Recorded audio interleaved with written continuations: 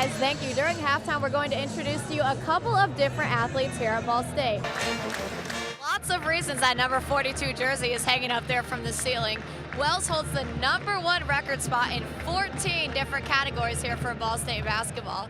He's ranked #1 at Ball State, #2 in NCAA history for steals, with 347 steals during his college career. Well, for Ball State, we want to look at #0, Aubrey Bueller. She's their senior goalkeeper. She's had 53 saves so far this season, started 45 games, which is the 3rd most in Ball State's history.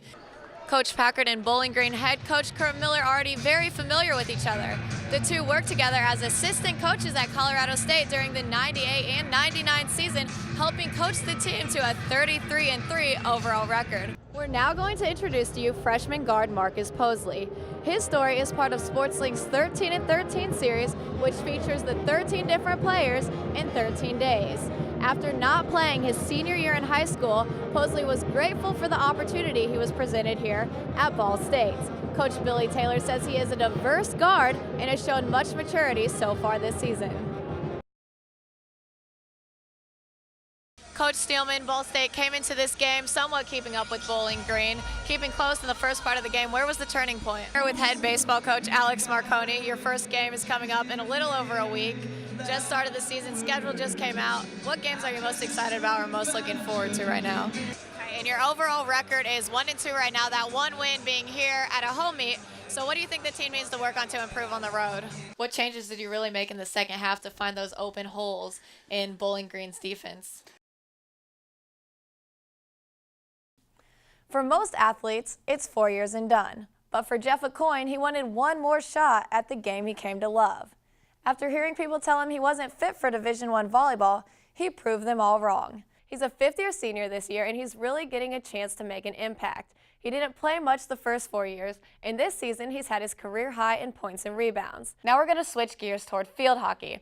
Although Marissa Wechter still has things to accomplish in her final season as a Cardinal, her senior year has also been a time to reflect on 4 great years here at Ball State. Jarrett Swaby and Willie Sneed are both from Belglade, Florida, and they have an interesting pastime involving an animal that you may not think of. Forward Chris Bond is now an upperclassman in his junior year here at Ball State, and he knows it is his time to take on a leadership role.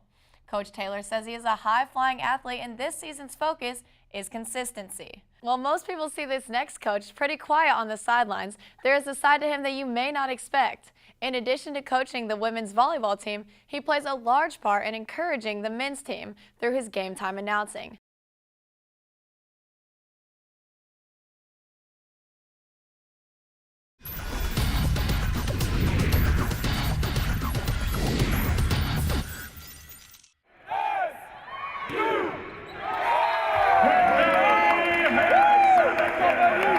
Sophomore Whitney Harris has always been passionate about helping others.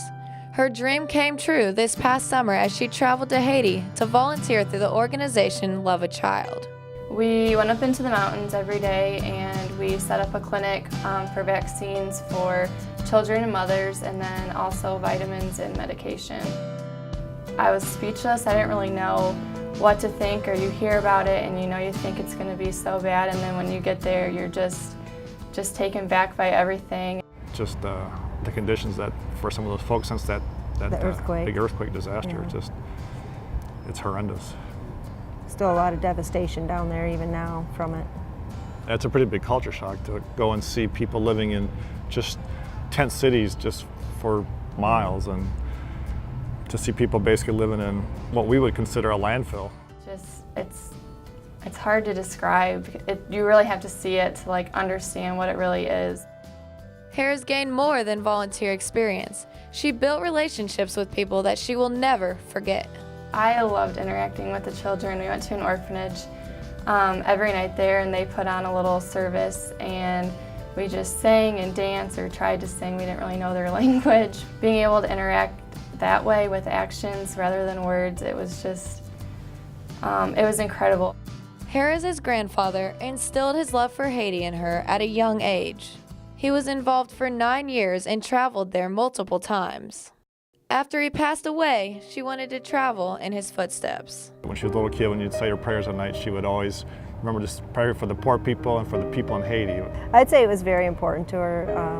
It was something she's been wanting to do since she was a little kid, and you know, something her grandfather was a part of.